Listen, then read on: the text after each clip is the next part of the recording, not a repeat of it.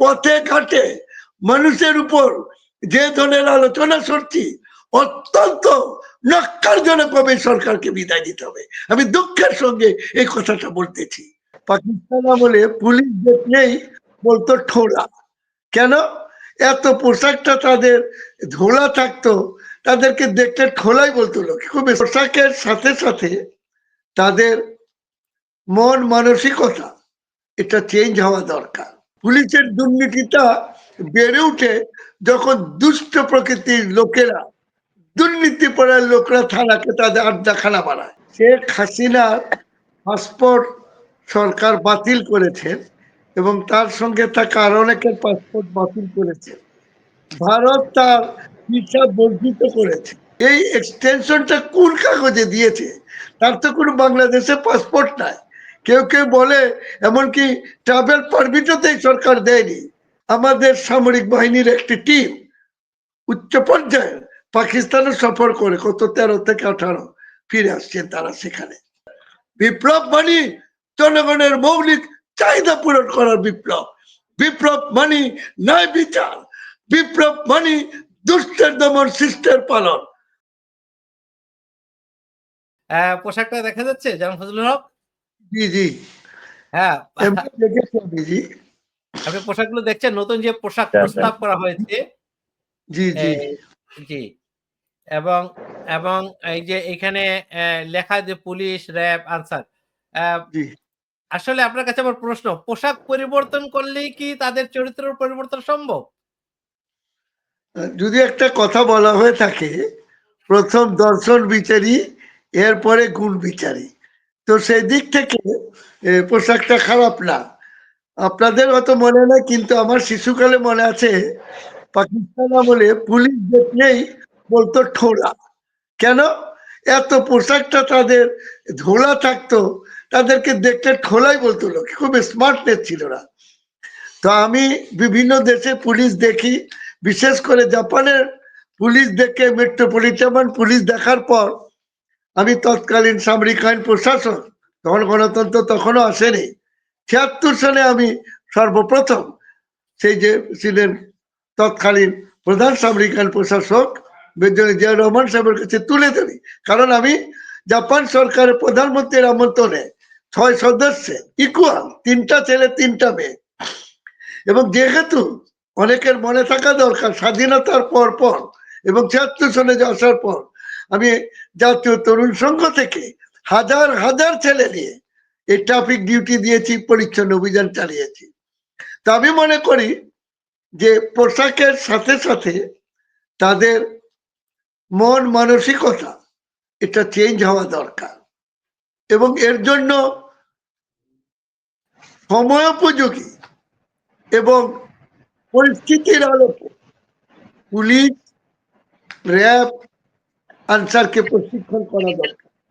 যদিও অনেকে র্যাবের বিলুপ্তি চায়, যেমন রক্ষী বাহিনী বিলুপ্তি হয়েছে, অনেকে আজকাল বিভিন্ন টক শোতে, এমনকি বিভিন্ন সেমিনার, এগুলিতেও এই জিনিসটা আলোচিত হয়। তবে আমি একটা জিনিস দেখি, পুলিশ জনগণের বন্ধু। তো এটা ওয়ান ওয়েলে হবে না, এটা টু ওয়ে হতে হবে। আমাদের পাবলিকেরও পুলিশকে বন্ধু ভেবে তার কাছে যেতে হবে। জানেন, এই যে পুলিশগুলি ব্যাক করেছে, মসজিদের ডিউটি দিচ্ছে, সচিবালয়ে ডিউটি দিচ্ছে, জায়গায় জায়গায় ডিউটি দিচ্ছে তারা। আমি ওই সমস্ত পুলিশের ছেলে মেয়েদের দেখা করি, একজন সিনিয়র সিটিজেন হিসেবে, অনেকে চিনে জানে, অনেকে টকশোগুলিতেও দেখে, তারা তো খুশি হন।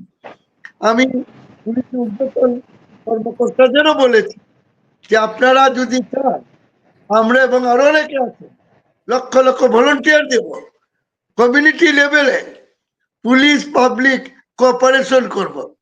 দেখেন, পুলিশের দুর্নীতিটা বেড়ে উঠে যখন দুষ্ট প্রকৃতির লোকেরা, দুর্নীতিপরায়ণ লোকরা থানাকে তাদের আড্ডাখানা বানায়। আর ওখানে যদি সমাজের জ্ঞানীগুলি, শিক্ষক, ইমাম, সমাজকর্মী, রিটায়ার সামরিক বেসামরিক কর্মকর্তাদের আদান প্রদান করা উচিত।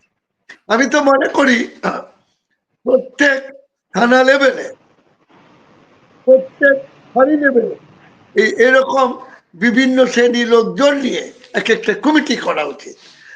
খেয়াল করে দেখেন, শেখ হাসিনার পাসপোর্ট সরকার বাতিল করেছেন এবং তার সঙ্গে থাকা আরো অনেকের পাসপোর্ট বাতিল করেছে।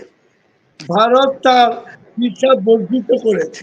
আমার প্রশ্ন, একজন অক্সফোর্ড ইউনিভার্সিটির আন্তর্জাতিক ইন্টারন্যাশনাল রিলেশনশিপ স্টুডেন্ট হিসাবে, একজন ছাত্র হিসাবে আমার প্রশ্ন, এই এক্সটেনশনটা কোন কাগজে দিয়েছে? তার তো কোনো বাংলাদেশে পাসপোর্ট নাই। কেউ কেউ বলে এমনকি ট্রাভেল পারমিটও সরকার দেয়নি। আমি দুই দিকে, দুইটা ডি, একদিকে ডিফেন্স আর একদিকে ডিপ্লোম্যাট। আজকে আমার এই দুই দিকে অনেক উচ্চ পর্যায়ের লোকজনদের সঙ্গে, অনেক রাষ্ট্রদূতদের সঙ্গে আলাপ হয়েছে। ইতিমধ্যেই আমাদের সামরিক বাহিনীর একটি টিম উচ্চ পর্যায়ে পাকিস্তানে সফর করে কত 13 থেকে 18 ফিরে আসছেন তারা সেখানে। এটা গুড। যেটা হচ্ছে এক ভয়ঙ্কর পরিকল্পনা নিয়ে ঘটছে, কারণ বাংলাদেশ যেটা করতে চাচ্ছে এর পাশাপাশি অন্যান্য দেশগুলিও কিন্তু ওই ছোট্ট মালদ্বীপ দেখিয়েছে যে আমি ভারতের আধিপত্য চাই না, নেপাল চাই নাই, ভুটানও চাইনি, শ্রীলঙ্কা তো নাই।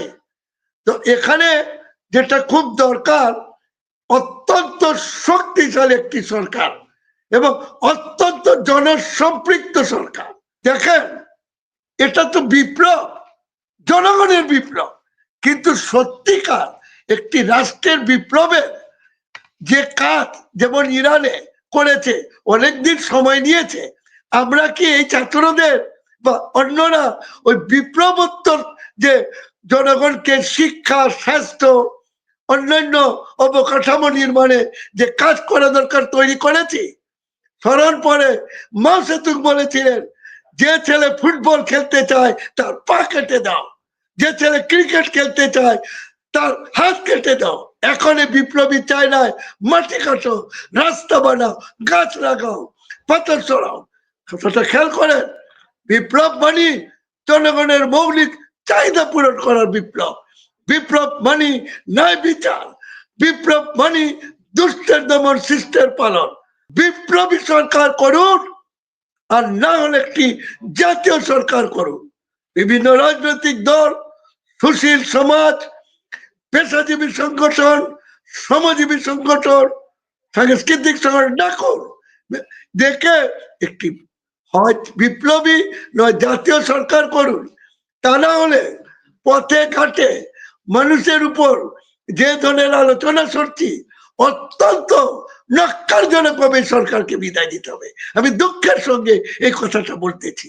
গতকালকে সংস্কার পার্টির প্রতিষ্ঠা দিবসে প্রেস ক্লাবে অনেক সিনিয়র সার্বিক কর্মকর্তা, সচিব, অনেক ধরনের লোক ছিলেন। আলোচনাকে শোনা দরকার। আবারও বলছি, কোন রাজনৈতিক দল নয়, কোন সামরিক আমলা নয়, সাধারণ মানুষ, কোন পীর ফকিরও নয়, সাধারণ মানুষের ভিতর থেকে যখন বিপ্লবী চেহারা বের হয়ে আসবে, কোটি কোটি লোক রাস্তায় নামবে। কেন? তারা বলবেন এনে তো চিনি, এ তো আমার গ্রামে আসছে, এ তো আমার স্কুল করে দিচ্ছে, এ তো আমার তো ক্লিনিক করছে। ট্রাফিক ডিউটির নামে যুবকদের ট্রেনিং দিয়েছে। যুবক কত টাকা বাজেট আমি একটু শুনতে চাই। আমার 35 দিন যে ট্রাফিক ডিউটি দিয়েছিলাম, তখন তো আমাকে কেউ পয়সা দেয়নি। আমরা নিজেরা ডিউটি দিয়েছিলাম, দু একটা লোক আমাদেরকে একটু পেয়ারা বা কেউ একটা আমরা খাইয়েছে, আর নাহলে নিজেরাই করেছি। ওই ত্যাগ নাই। আজকে আমার এক ভাই ঠিকই বলেছে, এই পোশাক এগুলি যেন খালি টেন্ডার বাজি, ওই ট্রেনিং এর পোস্টার ছাপা, ফোল্ডার ছাপা, আরো কত কি জনগণের মতামত দেওয়া হচ্ছে। বলেন, এটি একটা কমিশন কয়টা জনগণের সঙ্গে মিশেছে, কয়টা জেলায় গিয়েছে, কয়েকটা বিভাগে গিয়েছে। জনগণের ভিতর, বিশেষ করে যুবকদের যে কোনো পরিস্থিতির জন্য প্রস্তুত থাকতে হবে।